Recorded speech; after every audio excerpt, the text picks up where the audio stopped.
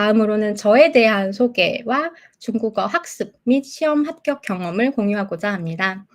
다만 중국어 학습과 시험에 관련된 내용은 지극히 개인적이고 주관적인 부분도 포함되어 있는 점 참고해 주시기 바랍니다. 저는 2015년 8월부터 대만에서 거주하고 있는 이보람이라고 합니다. 대학은 단국대학교 중어중문학과를 졸업했고요. 대학교 2학년 시절 대만 중원대학교에 와서 1년간 교환학생 생활을 하였습니다. 한국에서 대학교를 졸업한 후에 대만 국립 타이베이 예술대학교 박물관 연구소에서 석사 과정을 마쳤으며 현재는 모바일 게임 회사에서 한국어 LQA라는 직책으로 근무하고 프리랜서 일도 하고 있습니다. 저의 중국어 학습 여정은 꽤 오래전으로 거슬러 올라가는데요. 저는 상형 문자인 한자가 너무 재밌어서 초등학교 4학년 때부터 학원에 다니며 한자를 배웠습니다. 그래서 중학교 2학년에 한자 자격증 2급을 취득하였습니다. 또 마침 중고등학교 제2 외국어가 모두 중국어였는데요. 원래 한자 암기량이 있었던 저는 꽤 안정적으로 중국어를 시작하게 되었습니다. 다만 중고등학교에서 제2 외국어를 배워보신 분은 아시겠지만 그때 배운 내용이 그리 많지는 않습니다. 대학교 1학년 1학기 분량 정도밖에 안 되었죠. 제가 다니던 시절에 단국대학교 중어중문학과는 조금 특별했는데요. 1학년은 필수로 번체자를 배워야 했고 또 대만의 발음 기호인 조음부호도 배웠어야 했습니다. 대학생 시절에 저는 중국어라는 언어도 좋아했지만 중국 문학과 문화를 좋아해서 관련 수업을 많이 들었었습니다.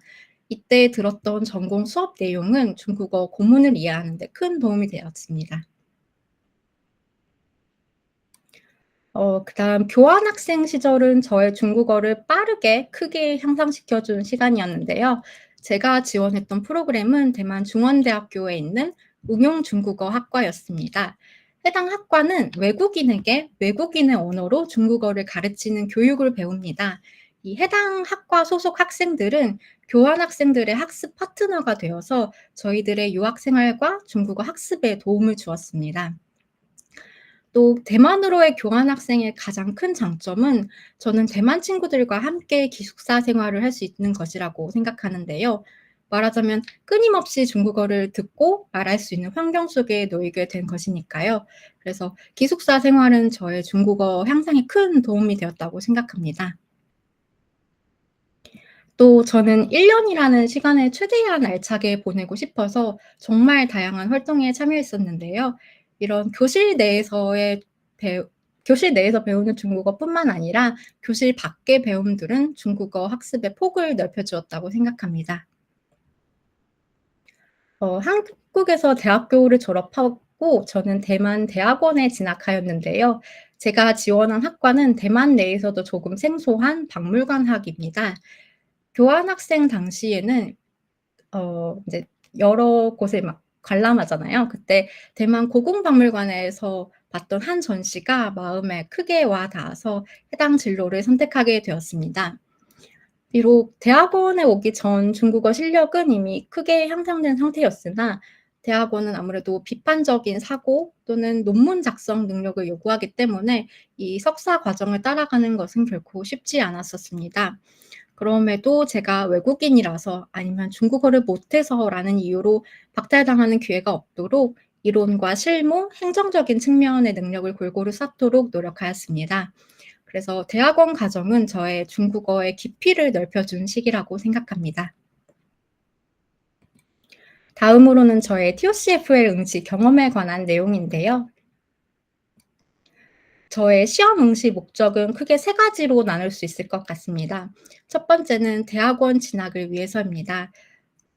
학과마다 다르겠지만 외국인 학생이 대만 소재 학교에 지원 시 TOCF에 성적이 있는 경우 가산점을 받거나 아니면 학과에 따라서 특정 등급을 필수로 취득해야 하는 경우가 있습니다.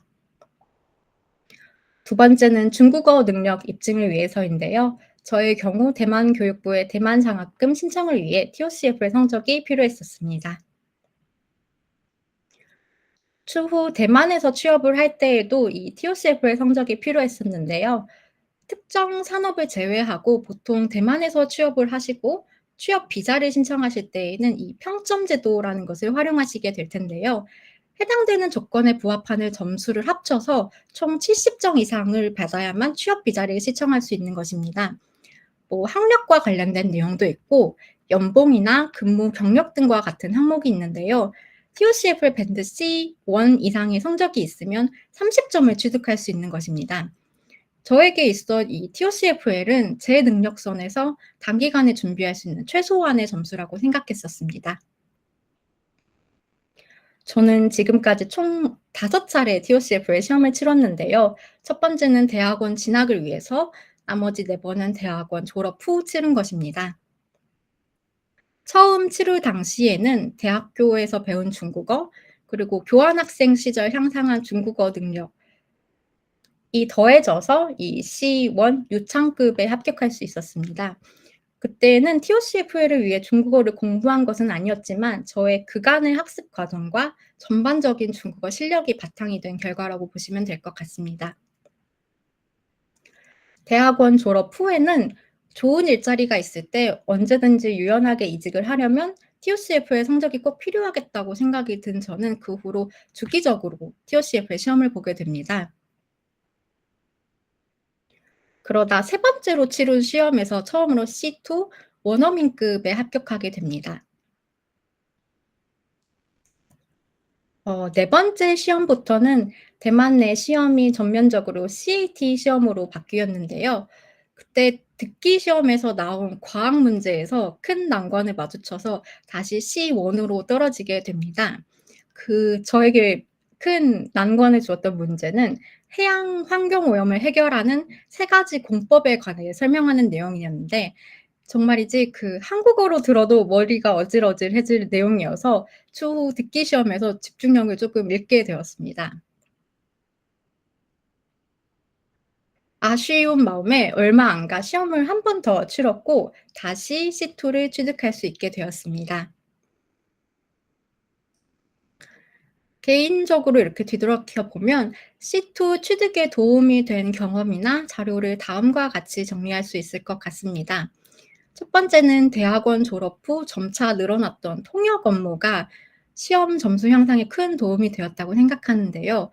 통역은 보통 간략한 필기 내용으로 긴 대화의 핵심을 모두 정리할 수 있어야 하므로 이런 통역의 테크닉이 듣기 성적을 크게 향상시켜 주었다고 생각합니다. 밴드 C 시험을 치러 보신 분은 아시겠지만 대화 내용이 정말 길고 생소한 주제가 나올 경우 디테일을 놓쳐버리는 경우가 자주 발생하기 때문인데요.